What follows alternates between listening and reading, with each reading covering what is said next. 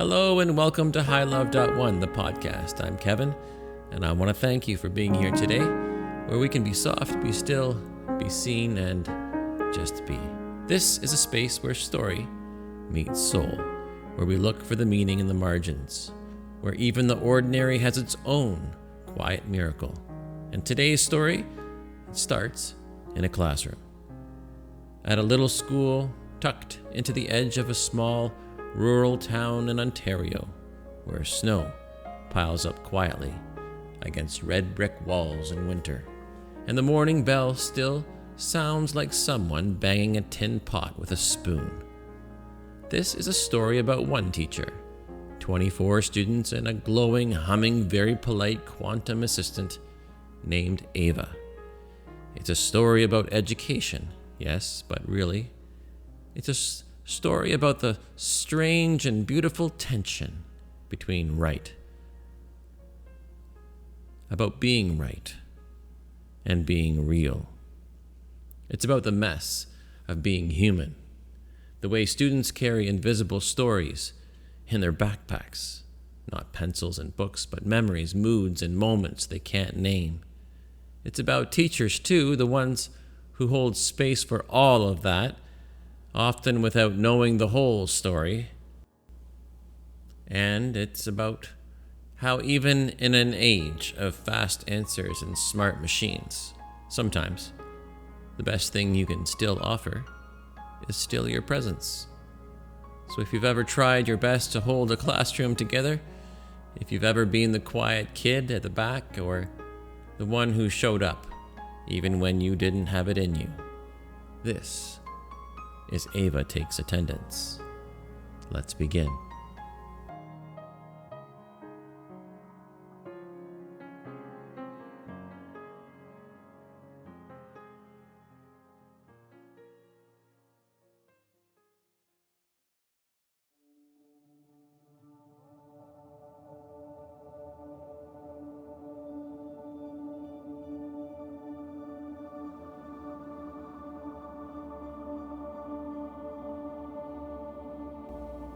Maplewood Elementary School sits at the edge of a winding road just past the co-op and before the grain silo begins. It's the kind of place where teachers know every sibling, every aunt, every tractor parked outside the main lot. There's a large maple tree in the playground that turns a breathtaking gold in October, and a staff room microwave that still smells like burnt popcorn from 2009. This is where Mr. Thompson teaches. He's been here 27 years.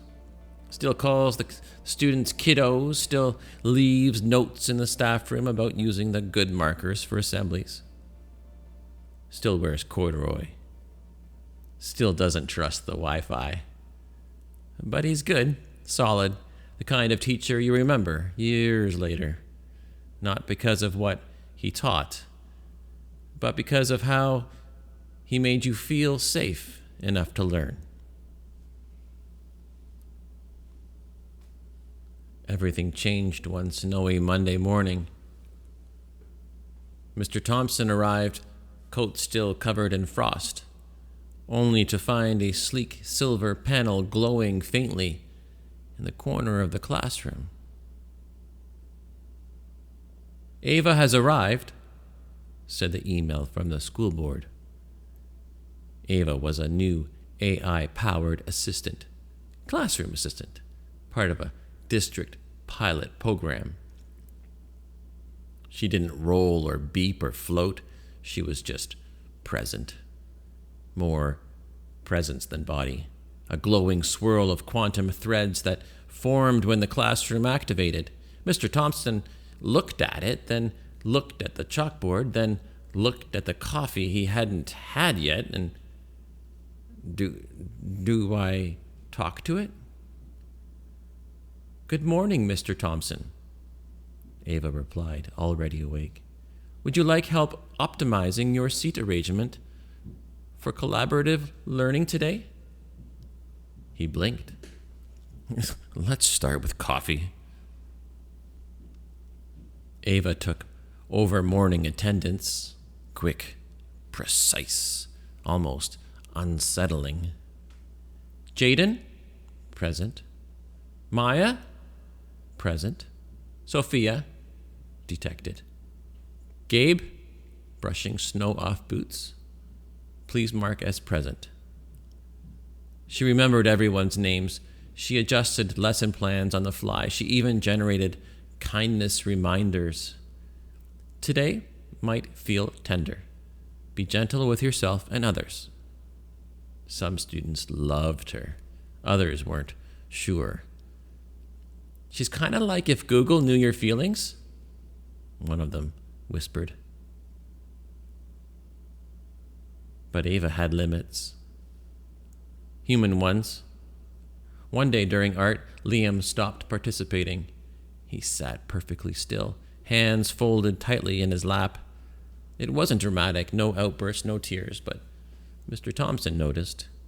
The other kids were busy coloring, cutting, chatting in low voices, but Liam stared at his construction paper like it was a wall, not blank, just unreachable. His pencil remained untouched, his shoulders still and small.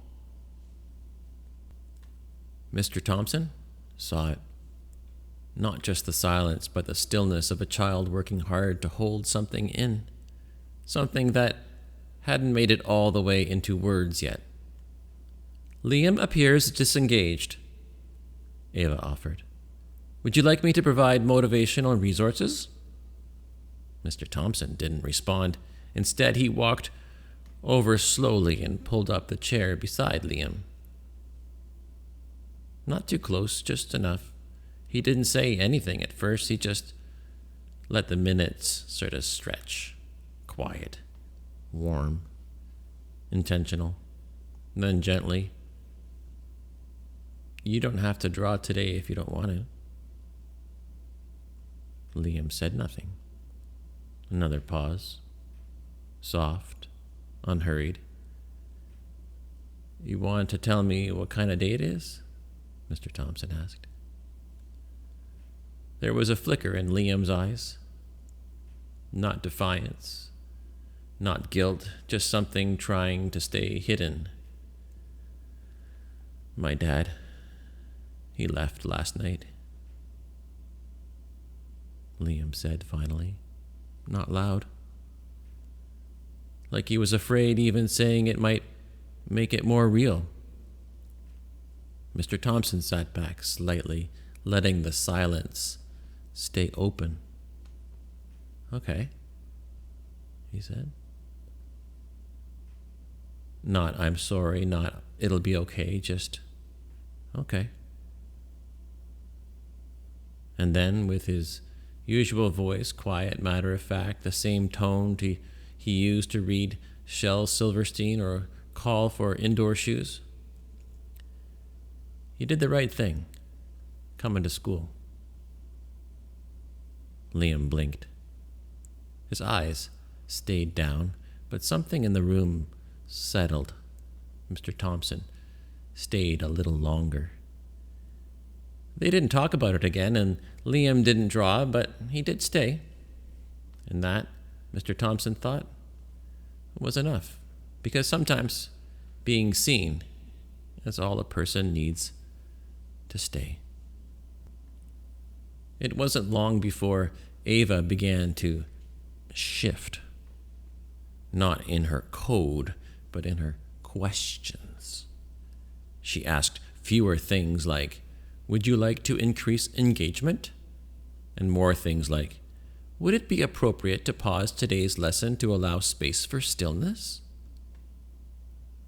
One morning, a snowstorm had delayed the buses, and the classroom was quite quiet and anxious. Mr. Thompson looked at Ava and said, what do you think? A soft glow pulsed near her core. A read aloud from Charlotte's Web may be soothing. You use a gentle tone during those. He smiled. You're learning, he said. From you, she replied. By spring, Ava had become part of the Maplewood rhythm. She wasn't perfect. She once suggested that show and tell be replaced with data sharing circle. No one liked that. But she also made sure that every student who had a birthday got a personalized poem, and she started leaving notes on Mr. Thompson's desk. Your presence changes the room. You are more than your lesson plan. You listened today when it mattered most. She couldn't hug, she couldn't cry, she couldn't laugh at knock-knock jokes, but Ava understood one thing by the end of the year. That teaching isn't about the information you give. It's about the attention you offer and the light you choose to carry, even on the days you'd rather disappear.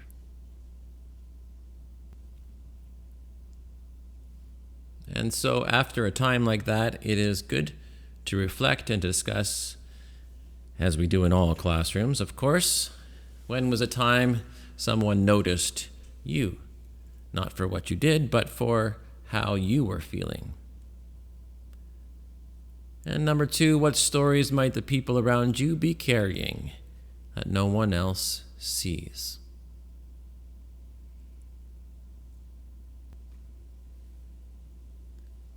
Thank you for listening not just with your ears, but with your heart, for making space inside yourself, for softness, for memory, and for truth.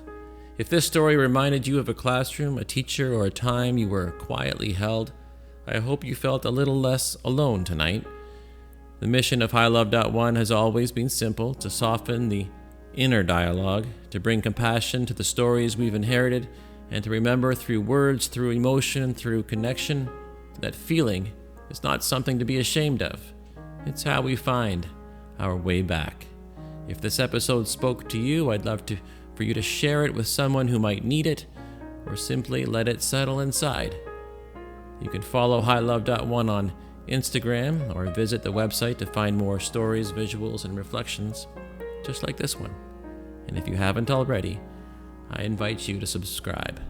New episodes are released monthly. My name is Kevin MacKay, and this is HighLove.1, the podcast. Until then.